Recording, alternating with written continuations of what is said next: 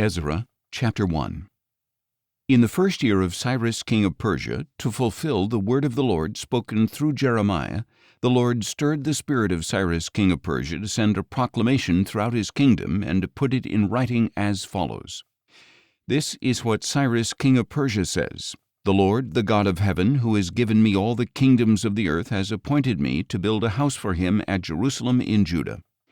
Whoever among you belongs to his people, may his God be with him, and may he go to Jerusalem in Judah and build the house of the Lord, the God of Israel. He is the God who is in Jerusalem. And let every survivor, wherever he lives, be assisted by the men of that region with silver, gold, goods, and livestock, along with a freewill offering for the house of God in Jerusalem. So the family heads of Judah and Benjamin, along with the priests and Levites, everyone whose spirit God had stirred, prepared to go up and rebuild the house of the Lord in Jerusalem. And all their neighbors supported them with articles of silver and gold, with goods and livestock, and with valuables, in addition to all their freewill offerings. King Cyrus also brought out the articles belonging to the house of the Lord that Nebuchadnezzar had carried away from Jerusalem and placed in the temple of his gods.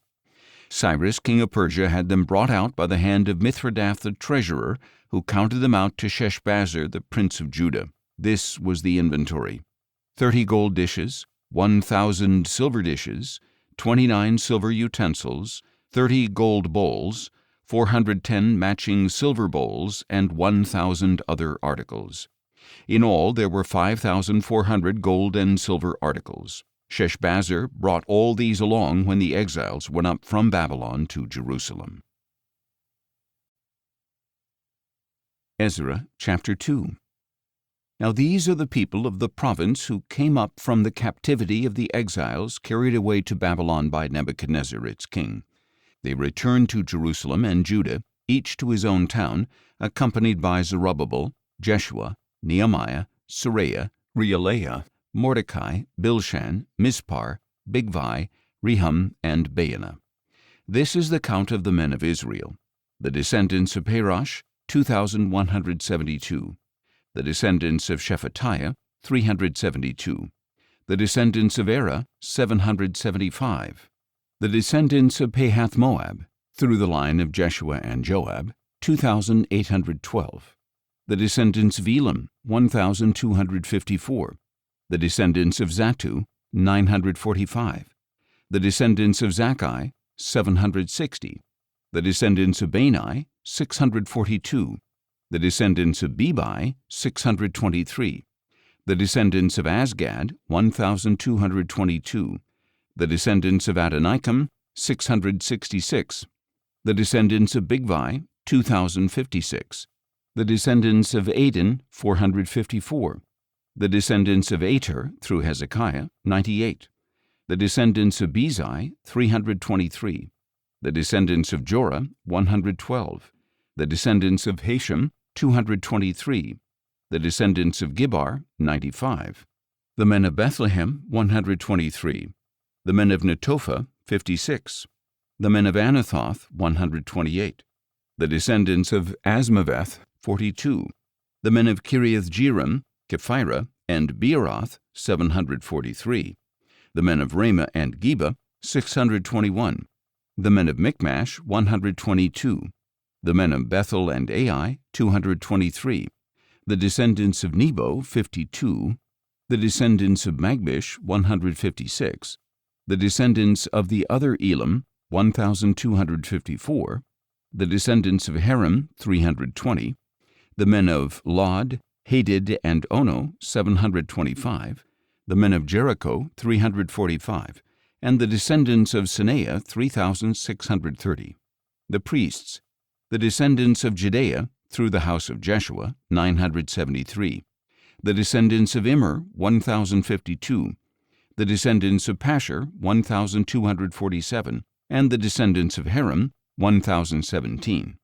The Levites, the descendants of Jeshua and Kadmiel, through the line of Hodaviah, 74.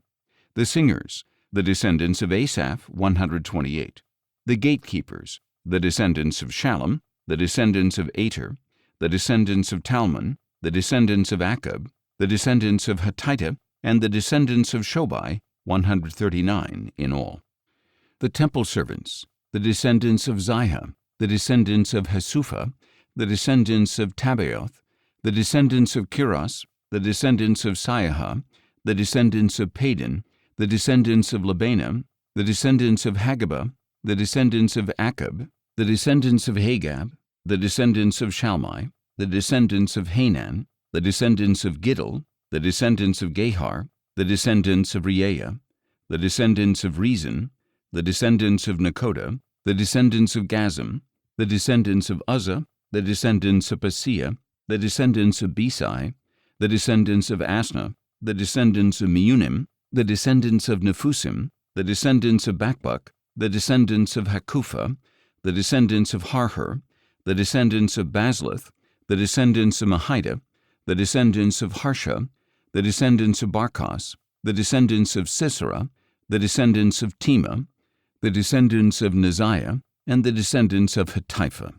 The descendants of the servants of Solomon, the descendants of Sotai, the descendants of Sophereth, the descendants of Peruda, the descendants of Jaela, the descendants of Darkon, the descendants of Giddel, the descendants of Shephatiah, the descendants of Hattil, the descendants of Pokereth-Hazzebaim, and the descendants of Amai. The temple servants and descendants of the servants of Solomon numbered 392 in all. The following came up from Tel Melah, Tel Harsha, Kerub, Aden, and Immer, but could not prove that their families were descended from Israel. The descendants of Delaiah, the descendants of Tobiah, and the descendants of Nekoda, 652 in all. And from among the priests, the descendants of Hobaiah, the descendants of Hakkoz, and the descendants of Barzillai, who had married a daughter of Barzillai the Gileadite and was called by their name. These men searched for their family records, but they could not find them, and so were excluded from the priesthood as unclean. The governor ordered them not to eat the most holy things until there was a priest to consult Urim and Thummim. The whole assembly numbered 42,360, in addition to their 7,337 men-servants and maidservants, as well as their 200 male and female singers. They had 736 horses, 245 mules, 435 camels, and 6,720 donkeys. When they arrived at the house of the Lord in Jerusalem, some of the heads of the families gave freewill offerings to rebuild the house of God on its original site. According to their ability, they gave to the treasury for this work 61,000 derricks of gold, 5,000 minas of silver, and 100 priestly garments. So the priests, the Levites, the singers, the gatekeepers, and the temple servants, along with some of the people, settled in their own towns, and the rest of the Israelites settled in their towns. Ezra chapter 3. By the 7th month the Israelites had settled in their towns, and the people assembled as one man in Jerusalem. Then Jeshua son of Jozadak and his fellow priests, along with Zerubbabel son of Shealtiel and his associates, began to build the altar of the God of Israel to sacrifice burnt offerings on it, as it is written in the law of Moses, the man of God. They set up the altar on its foundation and sacrificed burnt offerings on it to the Lord, both the morning and evening burnt offerings, even though they feared the people of the land. They also celebrated the Feast of Tabernacles in accordance with what is written, and they offered burnt offerings daily based on the number prescribed for each day. After that they presented the regular burnt offerings and those for new moons and for all the appointed sacred feasts of the Lord, as well as all the freewill offerings brought to the Lord. On the first day of the 7th month the Israelites began to offer burnt offerings to the Lord, although the foundation of the temple of the Lord had not been laid. They gave money to the masons and carpenters, and food and drink and oil to the people of Sidon and Tyre to bring cedar logs from Lebanon to Joppa by sea, as authorized by Cyrus, king of Persia.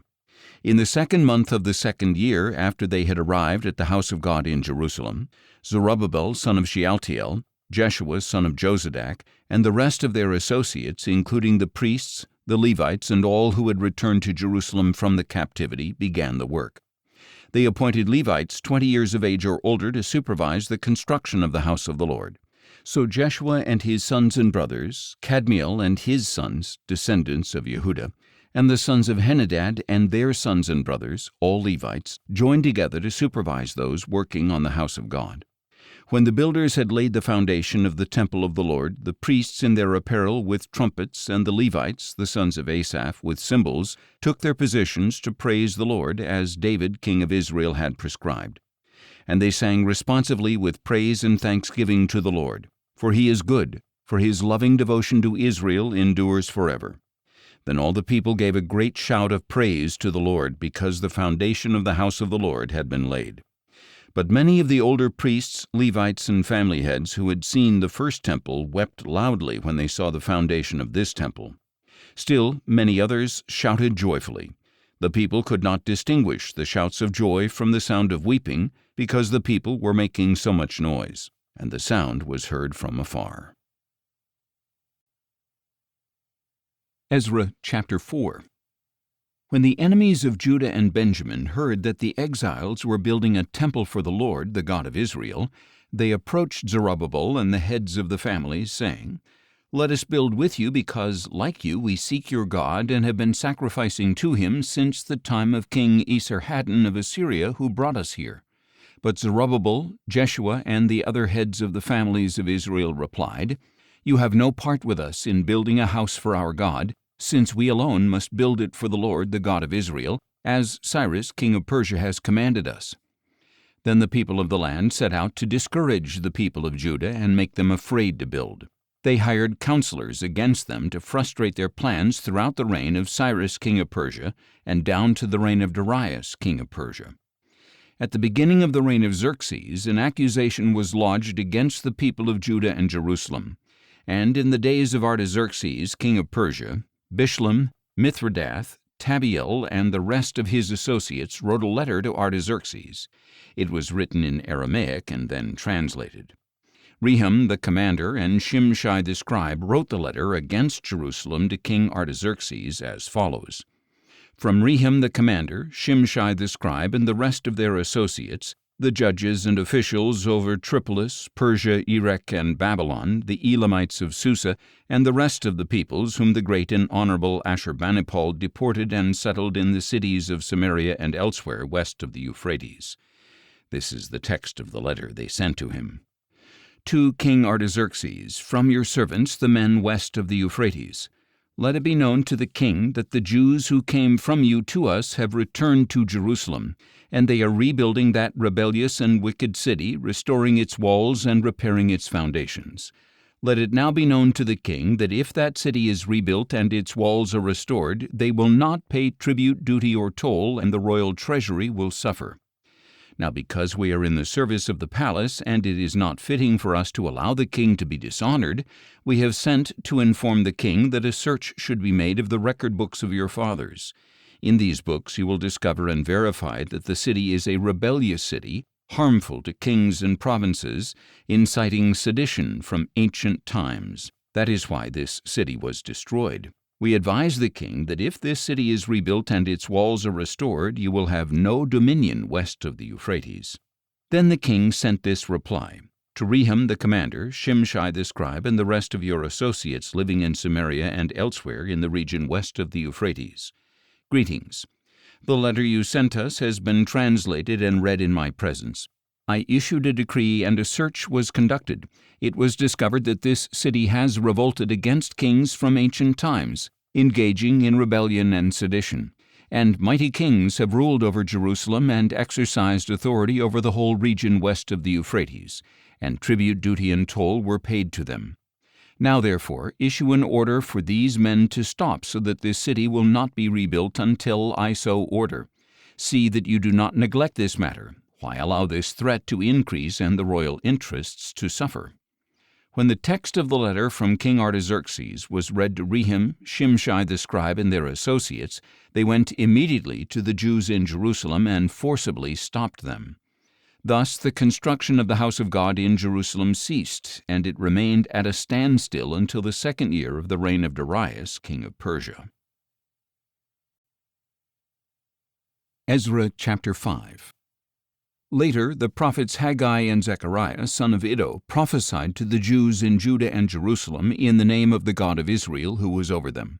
Then Zerubbabel, son of Shealtiel, and Jeshua, son of Jozadak, rose up and began to rebuild the house of God in Jerusalem. and the prophets of God were with them, helping them. At that time Tattenai, the governor of the region west of the Euphrates, Shethar-bozenai and their associates, went to the Jews and asked, "Who authorized you to rebuild this temple and restore this structure?" They also asked, "What are the names of the men who are constructing this building?" But the eye of their God was on the elders of the Jews, so that they were not stopped until a report was sent to Darius and written instructions about this matter were returned.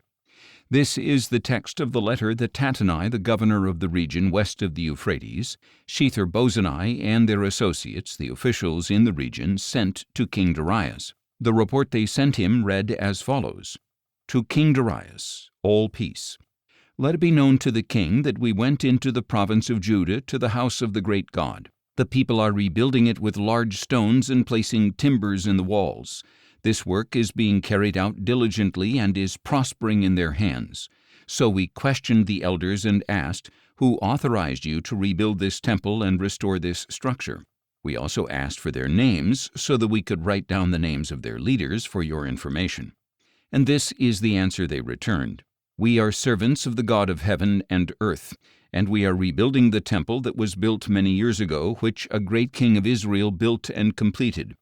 But since our fathers angered the God of heaven, he delivered them into the hand of Nebuchadnezzar king of Babylon, the Chaldean, who destroyed this temple and carried away the people to Babylon. In his first year, however, Cyrus king of Babylon issued a decree to rebuild this house of God. He also removed from the temple of Babylon the gold and silver articles belonging to the house of God, which Nebuchadnezzar had taken and carried there from the temple in Jerusalem. King Cyrus gave these articles to a man named Sheshbazzar, whom he appointed governor, and instructed, "Take these articles, put them in the temple in Jerusalem, and let the house of God be rebuilt on its original site." So this Sheshbazzar came and laid the foundation of the house of God in Jerusalem, and from that time until now it has been under construction, but it has not yet been completed. Now therefore, if it pleases the king, let a search be made of the royal archives in Babylon to see if King Cyrus did indeed issue a decree to rebuild the house of God in Jerusalem.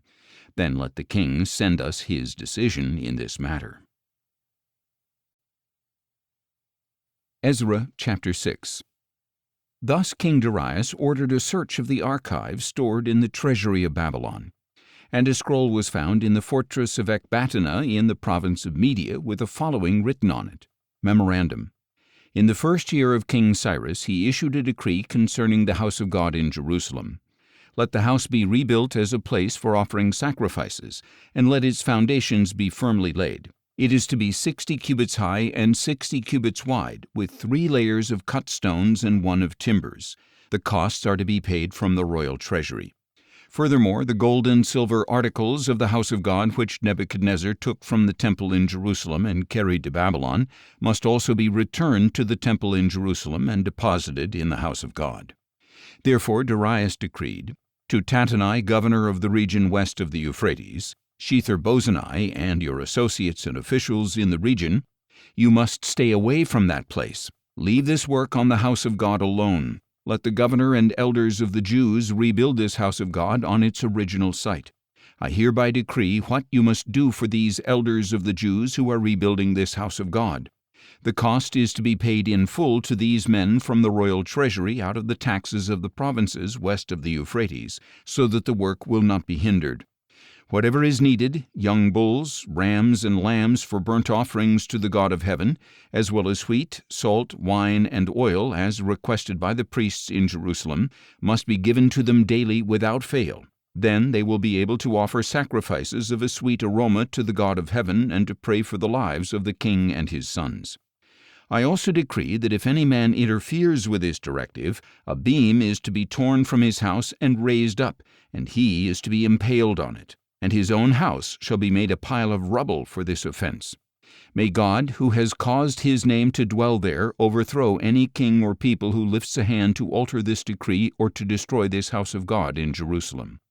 I, Darius, have issued the decree. Let it be carried out with diligence. In response, Tattenai, the governor of the region west of the Euphrates, Shethar-bozenai and their associates diligently carried out what King Darius had decreed. So the Jewish elders built and prospered through the prophesying of Haggai the prophet and Zechariah son of Iddo. They finished building according to the command of the God of Israel and the decrees of Cyrus, Darius, and Artaxerxes, kings of Persia. And this temple was completed on the 3rd day of the month of Adar in the 6th year of the reign of King Darius. Then the people of Israel, the priests, the Levites, and the rest of the exiles celebrated the dedication of the house of God with joy. For the dedication of the house of God they offered 100 bulls, 200 rams, 400 lambs, and a sin offering for all Israel of 12 male goats, one for each tribe of Israel. They also appointed the priests by their divisions and the Levites by their groups to the service of God in Jerusalem, according to what is written in the book of Moses. On the 14th day of the 1st month, the exiles kept the Passover. All the priests and Levites had purified themselves and were ceremonially clean. And the Levites slaughtered the Passover lamb for all the exiles, for their priestly brothers, and for themselves. The Israelites who had returned from exile ate it, together with all who had separated themselves from the uncleanness of the peoples of the land, to seek the Lord, the God of Israel. For 7 days they kept the feast of unleavened bread with joy, because the Lord had made them joyful, and turned the heart of the king of Assyria toward them to strengthen their hands in the work on the house of the God of Israel. Ezra chapter 7. Many years later, during the reign of Artaxerxes, king of Persia, Ezra, son of Seraiah, the son of Azariah, the son of Hilkiah, the son of Shallum, the son of Zadok, the son of Ahitub, the son of Amariah, the son of Azariah, the son of Meraioth, the son of Zerahiah, the son of Uzzi, the son of Bucci, the son of Abishua, the son of Phinehas, the son of Eleazar, the son of Aaron the chief priest, this Ezra came up from Babylon. He was a scribe skilled in the law of Moses, which the Lord, the God of Israel, had given. The king had granted Ezra all his requests, for the hand of the Lord his God was upon him. So, in the 7th year of King Artaxerxes, he went up to Jerusalem with some of the Israelites, including priests, Levites, singers, gatekeepers, and temple servants. Ezra arrived in Jerusalem in the 5th month of the 7th year of the king. He had begun the journey from Babylon on the 1st day of the 1st month, and he arrived in Jerusalem on the 1st day of the 5th month, for the gracious hand of his God was upon him. For Ezra had set his heart to study the law of the Lord, to practice it, and to teach its statutes and ordinances in Israel. This is the text of the letter King Artaxerxes had given to Ezra the priest and scribe, an expert in the commandments and statutes of the Lord to Israel. Artaxerxes, king of kings, to Ezra the priest, the scribe of the law of the God of heaven. Greetings. I hereby decree that any volunteers among the Israelites in my kingdom, including the priests and Levites, may go up with you to Jerusalem. You are sent by the king and his 7 counselors to evaluate Judah and Jerusalem according to the law of your God, which is in your hand. Moreover, you are to take with you the silver and gold that the king and his counselors have freely offered to the God of Israel, whose dwelling is in Jerusalem, together with all the silver and gold you may find in all the province of Babylon, as well as the freewill offerings of the people and priests to the house of their God in Jerusalem. With this money, therefore, you are to buy as many bulls, rams, and lambs as needed, together with their grain offerings and drink offerings, and offer them on the altar at the house of your God in Jerusalem. You and your brothers may do whatever seems best with the rest of the silver and gold, according to the will of your God. You must deliver to the God of Jerusalem all the articles given to you for the service of the house of your God, and if anything else is needed for the house of your God that you may have occasion to supply, you may pay for it from the royal treasury. I, King Artaxerxes, decree to all the treasurers west of the Euphrates, whatever Ezra the priest, the scribe of the law of the God of heaven, may require of you, it must be provided promptly, up to 100 talents of silver, 100 cores of wheat, 100 baths of wine, 100 baths of olive oil, and salt without limit. Whatever is commanded by the God of heaven must be done diligently for his house, for why should wrath fall on the realm of the king and his sons? And be advised that you have no authority to impose tribute, duty, or toll on any of the priests, Levites, singers, doorkeepers, temple servants, or other servants of this house of God. And you, Ezra, according to the wisdom of your God which you possess, are to appoint magistrates and judges to judge all the people west of the Euphrates, all who know the laws of your God. And you are to teach these laws to anyone who does not know them. If anyone does not keep the law of your God and the law of the king, let a strict judgment be executed against him, whether death, banishment, confiscation of property, or imprisonment. Blessed be the Lord, the God of our fathers, who has put into the heart of the king to so honor the house of the Lord in Jerusalem, and who has shown me favor before the king, his counselors, and all his powerful officials. And because the hand of the Lord my God was upon me, I took courage and gathered the leaders of Israel to return with me. Ezra chapter 8. These are the family heads and genealogical records of those who returned with me from Babylon during the reign of King Artaxerxes. From the descendants of Phinehas, Gershom. From the descendants of Ithamar, Daniel. From the descendants of David, Hattush. Of the descendants of Shechaniah. From the descendants of Parash, Zechariah, and with him were registered 150 men. From the descendants of Pahath-Moab, Eliahoenai, son of Zerahiah, and with him 200 men. From the descendants of Zattu, Shechaniah, son of Jehaziel, and with him 300 men. From the descendants of Adin, Ebed, son of Jonathan, and with him 50 men. From the descendants of Elam, Jeshaiah, son of Athaliah, and with him 70 men. From the descendants of Shephatiah, Zebediah, son of Michael, and with him 80 men. From the descendants of Joab, Obadiah, son of Jehiel, and with him 218 men. From the descendants of Bani, Shelomith, son of Josaphiah, and with him 160 men. From the descendants of Bebai, Zechariah, son of Bebai, and with him 28 men. From the descendants of Azgad, Johanan, son of Hakkatan, and with him 110 men. From the later descendants of Adonikam, these were their names: Eliphalet, Jeiel, Shemaiah, and with them 60 men. And from the descendants of Bigvai, both Uthai and Zachar, and with them 70 men. Now I assembled these exiles at the canal that flows to Ahava, and we camped there 3 days. And when I searched among the people and priests, I found no Levites there. Then I summoned the leaders, Eliezer, Ariel, Shemaiah, Elnathan, Jerib, Elnathan, Nathan, Zechariah, and Meshullam, as well as the teachers Joiarib and Elnathan. And I sent them to Iddo, the leader at Casiphia, with a message for him and his kinsmen, the temple servants at Casiphia, that they should bring to us ministers for the house of our God. And since the gracious hand of our God was upon us, they brought us Sherebiah, a man of insight from the descendants of Malai, son of Levi, the son of Israel, along with his sons and brothers, 18 men. Also Hashabiah, together with Jeshaiah from the descendants of Merari, and his brothers and their sons, 20 men. They also brought 220 of the temple servants, all designated by name. David and the officials had appointed them to assist the Levites. And there by the Ahava canal I proclaimed a fast, so that we might humble ourselves before our God and ask him for a safe journey for us and our children with all our possessions. For I was ashamed to ask the king for an escort of soldiers and horsemen to protect us from our enemies on the road, since we had told him, "The hand of our God is gracious to all who seek him, but his great anger is against all who forsake him." So we fasted and petitioned our God about this, and he granted our request. Then I set apart 12 of the leading priests together with Sherebiah, Hashabiah, and 10 of their brothers, and I weighed out to them the contribution of silver and gold and the articles that the king, his counselors, his leaders, and all the Israelites there had offered for the house of our God.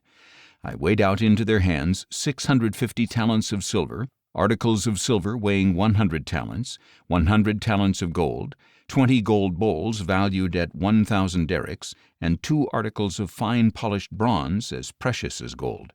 Then I told them, "You are holy to the Lord, and these articles are holy. The silver and gold are a freewill offering to the Lord, the God of your fathers. Guard them carefully until you weigh them out in the chambers of the house of the Lord in Jerusalem before the leading priests, Levites, and heads of the Israelite families." So the priests and Levites took charge of the silver and gold and sacred articles that had been weighed out to be taken to the house of our God in Jerusalem. On the 12th day of the first month we set out from the Ahava canal to go to Jerusalem, and the hand of our God was upon us to protect us from the hands of the enemies and bandits along the way. So we arrived at Jerusalem and rested there for 3 days. On the 4th day, in the house of our God, we weighed out the silver and gold and sacred articles into the hand of Meremoth, son of Uriah the priest. Eleazar son of Phinehas was with him, along with the Levites, Jozabad son of Jeshua, and Noadiah son of Binnui. Everything was verified by number and weight, and the total weight was recorded at that time. Then the exiles who had returned from captivity sacrificed burnt offerings to the God of Israel, 12 bulls for all Israel, 96 rams, 77 lambs, and a sin offering of 12 male goats. All this was a burnt offering to the Lord. They also delivered the king's edicts to the royal satraps and governors of the region west of the Euphrates, who proceeded to assist the people and the house of God. Ezra chapter 9. After these things had been accomplished, the leaders approached me and said, "The people of Israel, including the priests and Levites, have not kept themselves separate from the surrounding peoples whose abominations are like those of the Canaanites, Hittites, Perizzites, Jebusites, Ammonites, Moabites, Egyptians, and Amorites. Indeed, the Israelites have taken some of their daughters as wives for themselves and their sons, so that the holy seed has been mixed with the people of the land. And the leaders and officials have taken the lead in this unfaithfulness." When I heard this report, I tore my tunic and cloak, pulled out some hair from my head and beard, and sat down in horror. Then everyone who trembled at the words of the God of Israel gathered around me because of the unfaithfulness of the exiles, while I sat there in horror until the evening offering. At the evening offering I got up from my humiliation with my tunic and cloak torn, and I fell on my knees, spread out my hands to the Lord my God, and said, "O my God, I am ashamed and embarrassed to lift up my face to you, my God, because our iniquities are higher than our heads, and our guilt has reached the heavens. From the days of our fathers to this day our guilt has been great. Because of our iniquities, we and our kings and priests have been delivered into the hands of the kings of the earth, and put to the sword in captivity, to pillage and humiliation, as we are this day. But now for a brief moment grace has come from the Lord our God to preserve for us a remnant and to give us a stake in His holy place. Even in our bondage our God has given us new life and light to our eyes. Though we are slaves, our God has not forsaken us in our bondage, but He has extended to us grace in the sight of the kings of Persia, giving us new life to rebuild the house of our God and repair its ruins, and giving us a wall of protection in Judah and Jerusalem. And now, our God, what can we say after this? For we have forsaken the commandments that you gave through your servants the prophets, saying, 'The land that you are entering to possess is a land polluted by the impurity of its peoples and the abominations with which they have filled it from end to end.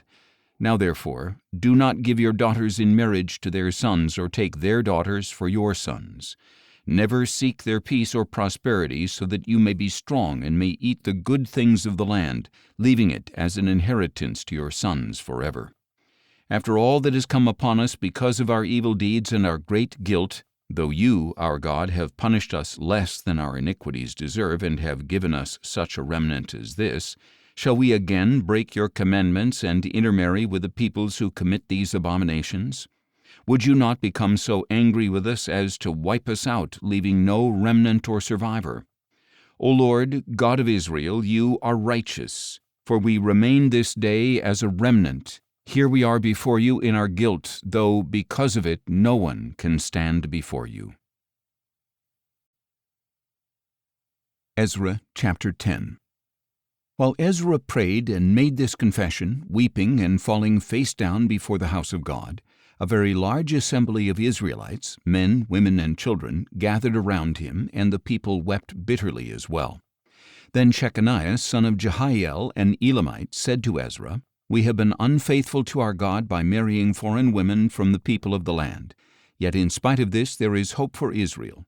So now let us make a covenant before our God to send away all the foreign wives and their children, according to the counsel of my Lord and of those who tremble at the command of our God. Let it be done according to the law. Get up, for this matter is your responsibility, and we will support you. Be strong and take action." So Ezra got up and made the leading priests, Levites, and all Israel take an oath to do what had been said, and they took the oath.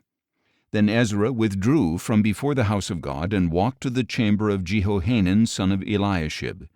and while he stayed there he ate no food and drank no water, because he was mourning over the unfaithfulness of the exiles. And a proclamation was issued throughout Judah and Jerusalem that all the exiles should gather at Jerusalem. Whoever failed to appear within 3 days would forfeit all his property according to the counsel of the leaders and elders, and would himself be expelled from the assembly of the exiles.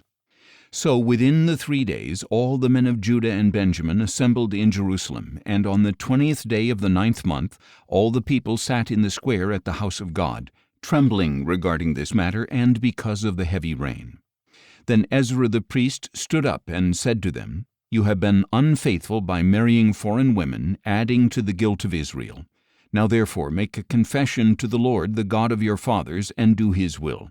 Separate yourselves from the people of the land and from your foreign wives." And the whole assembly responded in a loud voice, "Truly we must do as you say. But there are many people here, and it is the rainy season. We are not able to stay out in the open, nor is this the work of 1 or 2 days, for we have transgressed greatly in this matter. Let our leaders represent the whole assembly. Then let everyone in our towns who has married a foreign woman come at an appointed time, together with the elders and judges of each town, until the fierce anger of our God in this matter is turned away from us." Only Jonathan son of Asahel and Josiah son of Tikvah, supported by Meshullam and Shabbathai the Levite, opposed this plan. So the exiles did as proposed. Ezra the priest selected men who were family heads, each of them identified by name, to represent their families. On the first day of the 10th month they launched the investigation, and by the first day of the first month they had dealt with all the men who had married foreign women. Among the descendants of the priests who had married foreign women were found these descendants of Jeshua son of Jozadak and his brothers: Maaseiah, Eliezer, Jerib, and Gedaliah. They pledged to send their wives away, and for their guilt they presented a ram from the flock as a guilt offering. From the descendants of Immer, Hanani and Zebediah. From the descendants of Harim, Maaseiah, Elijah, Shemaiah, Jehiel, and Uzziah. From the descendants of Pashur, Elioenai, Maaseiah, Ishmael, Nathanael, Jozabad, and Elisah. Among the Levites, Jozabad, Shimei, Kelaiah, that is, Kelita, Pethahiah, Judah, and Eliezer. From the singers, Eliashib. From the gatekeepers, Shallum, Telem, and Uri. And among the other Israelites, from the descendants of Parash, Ramiah, Isaiah, Malchijah, Mijamin, Eleazar, Malchijah, and Benaiah. From the descendants of Elam, Mattaniah, Zechariah, Jehiel, Abdi, Jeremoth, and Elijah. From the descendants of Zattu, Elioenai, Eliashib, Mattaniah, Jeremoth, Zabad, and Aziza. From the descendants of Bebai, Jehohanan, Hananiah, Zabbai, and Athli.